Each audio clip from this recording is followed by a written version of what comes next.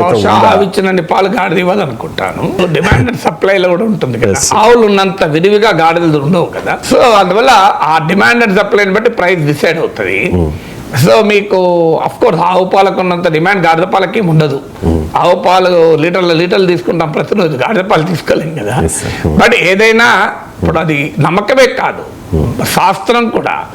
నాకు తెలిసినంత వరకు ఆయుర్వేద మూల గ్రంథాలైన సుశ్రుత సంహిత, చరక సంహిత, ఈ రెండు అందరికీ తెలుసు మనకు. సుశ్రుతుడు, చరకుడు ఆయుర్వేద పితామహుడు.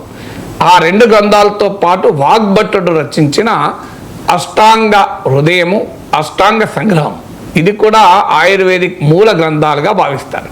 అంటే సుశ్రుత సంహిత, చరక సంహిత, అష్టాంగ హృదయం, అష్టాంగ సంగ్రహం, ఈ మూడిట్లో కూడా గాడిద పాలు గురించి రెఫరెన్స్ ఉంది. ముఖ్యంగా రెండు రకాల రెఫరెన్స్ ఉంది. ఒకటి మీరు చెప్పినట్లు రెస్పిరేటరీ ప్రాబ్లమ్స్. నాకు కూడా గుర్తు, చిన్నప్పుడు ఈ ఆయాసం ఉంటుంది పిల్లలకి ఎవరికైనా, తర్వాత దగ్గు, క్రానిక్ కాఫ్ ఇట్లున్నప్పుడు మా అమ్మ కూడా నాకు గాడిద పాలు పోయించింది. అందువల్ల గాడిద పాలు సేవించిన వ్యక్తులు నేను అవన్నీ.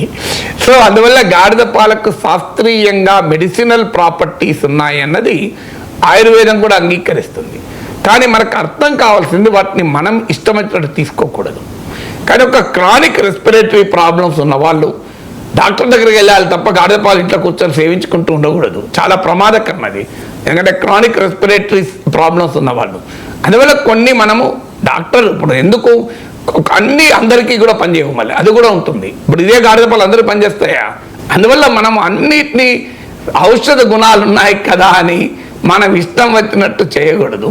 కొన్ని మనము తరతరాలుగా ఇంట్లో వస్తున్న, ఇప్పుడు మీకు దగ్గు వస్తుంది, తులసి, ఓమ, కరక్కాయ ఇవన్నీ వేసి నూరి తమలపాకు వేసి కషాయం తాగుతాం, ఏం ప్రాబ్లం లేదు. గాడిద పాలకు కూడా ఈ కషాయ గుణం ఉంటుంది, లఘు గుణము, కషాయ గుణాలు ఉంటాయి.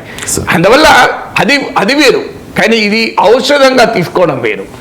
ఔషధంగా తీసుకున్నటప్పుడు మాత్రం ఎవరికి పనిచేస్తుంది, ఏ ప్రక్రియలో దాన్ని వాడాలి, ఎంత మోతాదులో వాడాలి, ఏ కండిషన్ ఉన్నప్పుడు అది పనిచేస్తుంది, ఇవన్నీ ఆయుర్వేద శాస్త్రం, నీ సొంత సిద్ధాంతాలు కావు.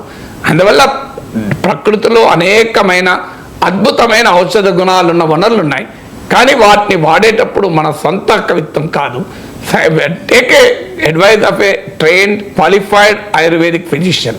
సో ఒక క్వాలిఫైడ్ ఫిజిషియన్ సలహా మేరకు వాడితే తప్పలేదు తప్ప ఇక ప్రతి ఒక్కరు క్రానిక్ రెస్పిరేటరీ ప్రాబ్లము, మీకు ఆస్తమా ఉన్న వాళ్ళంతా గాడిద పాలు తాగి నాకు రిలీఫ్ అవుతుంది అనుకుంటే చాలా పొరపాటు.